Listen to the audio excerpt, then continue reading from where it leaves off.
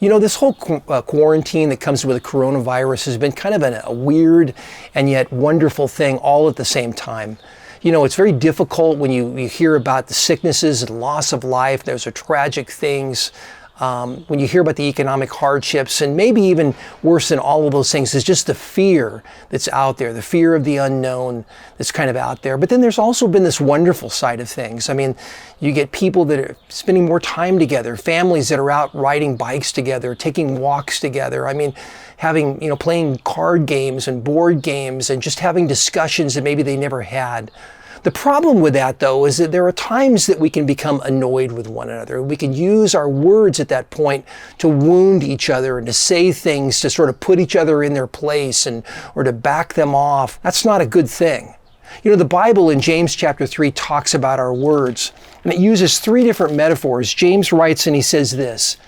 In verse 3, he says, "If we put bits into the horses' mouths so that they will obey us, we guide their whole bodies as well." So the first metaphor he uses is the word bit. A bit is something that's kind of a small thing, and yet it sort of directs or it influences there with pain. I mean, the horse doesn't want to not obey at that point. There's this issue of influence that our words can have. Because when he talks about our mouth and our tongue, he's really talking about the things that come out of that. He's really talking about our words. Then in verse 4, he takes off and he says the second thing. He says, "Look at the ships also, that they are so large and are driven by strong winds. They are guided by a very small rudder, wherever the will of the pilot directs it." And so the rudder is something here that's mentioned, and a rudder is something that's actually below the waterline. You don't really even see it. You know it's there. You know, on the old boats, they would have the sort of the handle back here and they would direct it. The rudder is what allows it to go port and allows it to go starboard, one way or the other. So it's a pretty important thing. The words that we say have some great importance. Okay. Then the third thing that they'll say is, in verse 6, is they'll say, "And the tongue is a fire, a world of unrighteousness. The tongue is also set out among its members, staining the whole body, setting on fire the entire course of life." That's a powerful thing. Fire is a really powerful thing. It can kill, it can scar, it can burn, it can create incredible pain that's out there for someone that's been burned. You totally get that. But a fire also can create warmth. It can warm up a house that's really cold. It's something that we can cook our food on so that we can live with. It's also something that can protect us. A fire can enlighten the darkness. All of these things, all of these metaphors are negative or they're positive. They're the kind of thing that can wound or they can build up. The Bible actually gives us some great advice, some very simple advice when it comes to our words.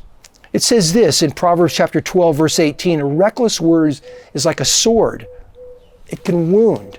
It can hurt." In fact, I've read multiple times that, it takes 40 positive comments to overcome one negative comment in someone's life. And so we need to be aware of the fact that we can wound with our tongue.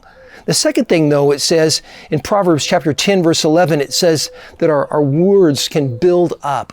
Literally, we can encourage and build up and make someone feel great and wonderful by the things that we say. The third thing is, it tells us the manner of which we do this. In Proverbs chapter 16, verse 24, it says our words can heal. And then in 15:1, it says that our words, a gentle answer, it says, can turn away wrath. The point is how we use these words can either knock down or build up. They can validate or they can invalidate someone. Listen, I want to encourage you. Use your words carefully around your house.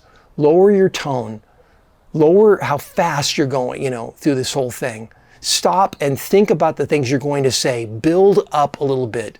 Don't allow a moment of annoyance, the fact that you're crammed together, to cause you to have to go back and use 40 positive comments to fix that one negative one that you let out of your mouth because you weren't thinking. Use your words as God would have you use your words, to build up. Ephesians chapter 4, verse 29 says, "Let no unwholesome thing come out of your mouth." Let me encourage you, put that into practice in your home. God bless you. I love you all.